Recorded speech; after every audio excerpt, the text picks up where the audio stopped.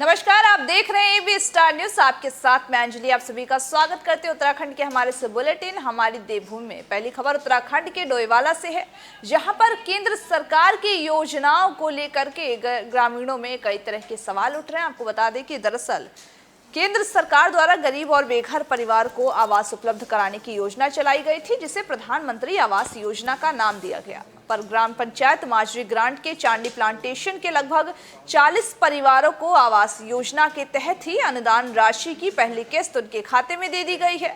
वहीं साथ ही वर्तमान में ये लोग वन विभाग द्वारा दी गई भूमि का निवास भी कर रहे हैं और इस स्थान पर ब्लॉक के अधिकारियों द्वारा आवास के लिए जियो टैग भी कर दिया गया है।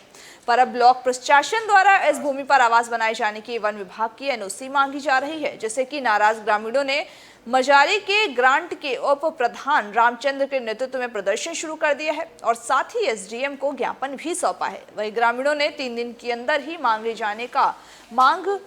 जाने का अल्टीमेट जारी किया है और कहा है कि अगर उनकी मांगे नहीं मानी जाती है तो वो उग्र आंदोलन को उतारू हो जाएंगे। ग्रामीणों का कहना ये जो निर्धन परिवार है कि हमारे पशु भी हैं, गाय जानवर भी हैं, कहाँ रहेंगे, हमारे बच्चे चाह रहे हैं कहाँ रहेंगे, और जहाँ पे हमारा जियो टैगिंग सर्वे हुआ वहाँ जाना चाहिए।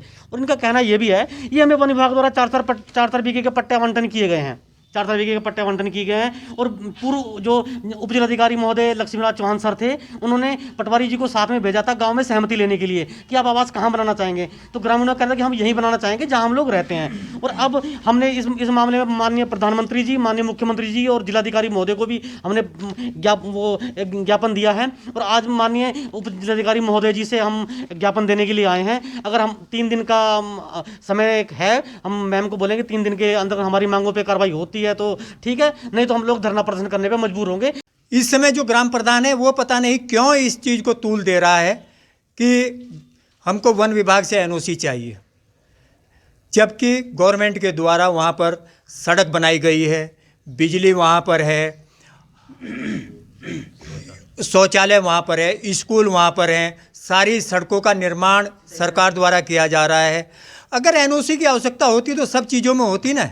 ये प्रधान का सिर्फ एक जिद है, तो या तो फिर वो उनकी रिकवरी हो जो पहले से बने हुए हैं। अगर वो गलत बने हैं तो उस समय भी बीडीओ थे, एसडीएम थे, तहसीलदार थे, उस समय क्यों नहीं कार्रवाई हुई? ये जितने लोगों के 40-45 मकान आए हुए हैं, ये इनकी वहाँ झोंपड़ियाँ बनी हुई हैं क्या? फोटो तो ये चांडी प्लांटेशन में खींच के ले जा रहे हैं घर के आगे खड़ा करके कि मतलब ये मकान इनको यहाँ मिलना चाहिए। और घर जाके जो है बिरला यामा के बगल में दे रखे जो ज़मीन जो है सरकारी संपत्ति है।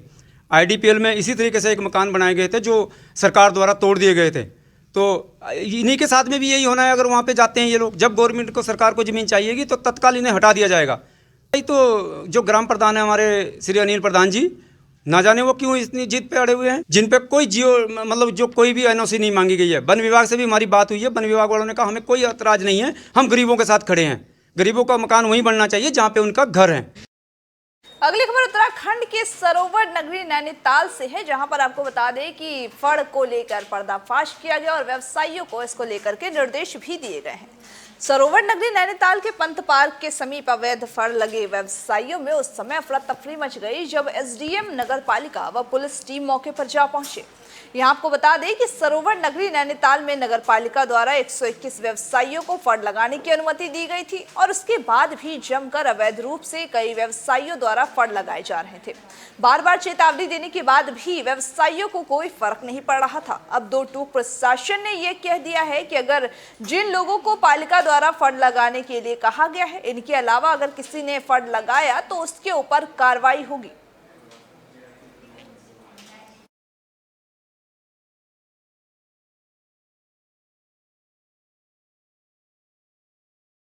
अगली खबर उत्तराखंड के चमोली से है, जहां पर मौसम का मिजाज बदला है। आपको बता दें कि उत्तराखंड में पहली बर्फबारी शुरू हो गई है, इसी को लेकर के मौसम भी एकदम सुहाना हो गया है। सीमांत क्षेत्र के जोशीमठ में मौसम का मिजाज बदला है। उत्तराखंड के हिम क्रीड़ा स्थली ओली में सीजन की पहली बर्फबारी हुई है। आप इन तस्वीरों में देख सकते हैं कि विंटर डेस्टिनेटी ओली की वादियों में आसमान से कैसे सफेद बर्फ के फोहे ओली की खूबसूरती पर 4 चांद लगा रहे हैं। बर्फबारी और बर्फानी खेलों के शौकीन पर्यटक और पर्यटक कारोबारियों के चेहरे भी खिले हुए नजर आ रहे हैं। औली की ढलानों में बिछी 4 इंच की बर्फ की चादरें भी बेहद ही सुहावनी लग रही हैं, जो कि औली में आधा फीट हिमपात और गौर से बुगरायल बर्फ से लकदक है। वही साथ ही इस बर्फबारी के बाद बताया जा रहा है कि लोगों में काफी माहौल अच्छा है। वहीं कई सैलानी भी ऐसे में यहाँ पर घूमने आ रहे हैं।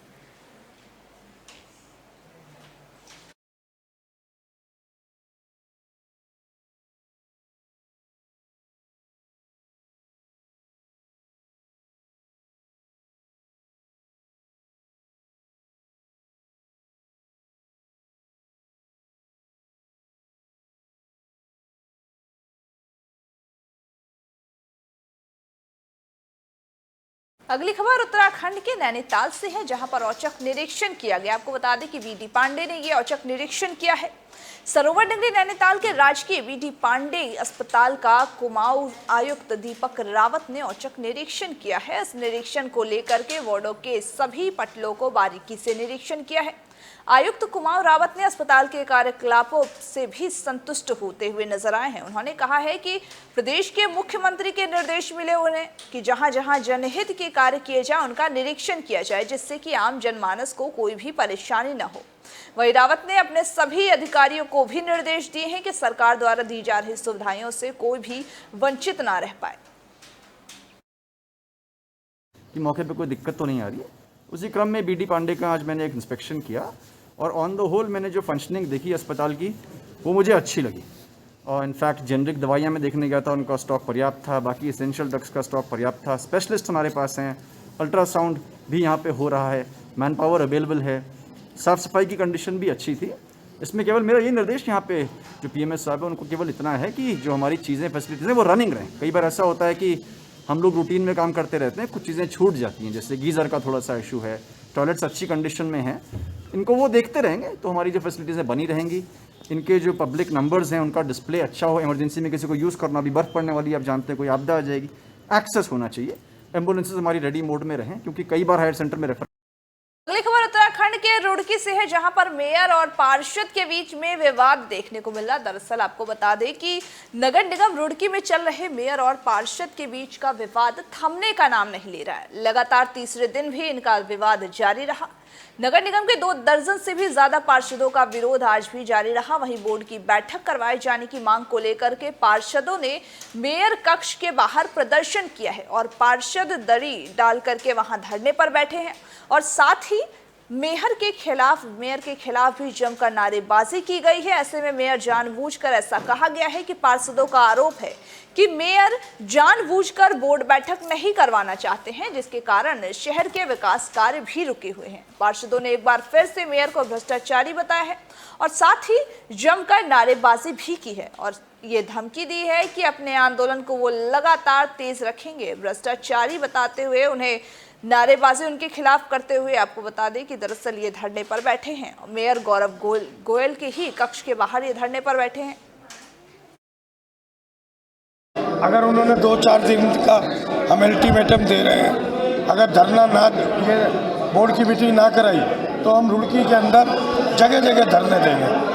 अच्छा, अर्थी निकालने की बात आपने कल कही थी, उस अर्थी का हमने ये बोला था, अगर आज वो मान जाते हैं और बोर्ड की मीटिंग होती है तो हमने कहा था फिर नहीं निकाल लेंगे हम, और अगर उन्होंने बोर्ड की मीटिंग डिक्लेयर ना करी तो हम कल प्लान बना के 5-7 दिन में अर्थी निकाल लेंगे उनकी।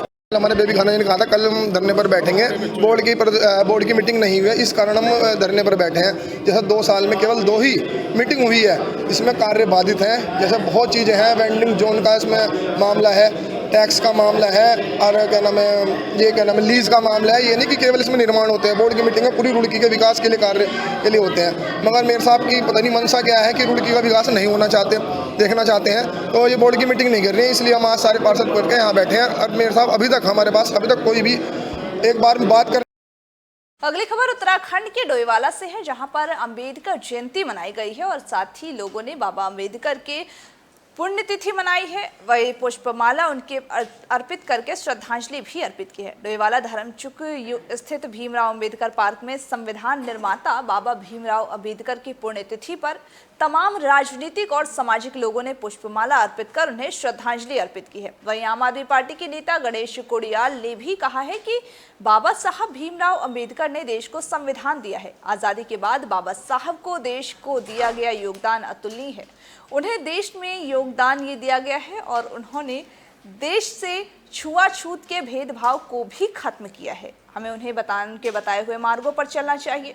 वहीं स्थानीय लोगों ने यह भी बताया है कि बाबा साहब की प्रतिमा पर पुष्प अर्पित कर उनके योगदान पर प्रकाश डालें और उनसे प्रेरणा लेकर आगे बढ़ने की वो पूरी प्रेरणा ले रहे हैं।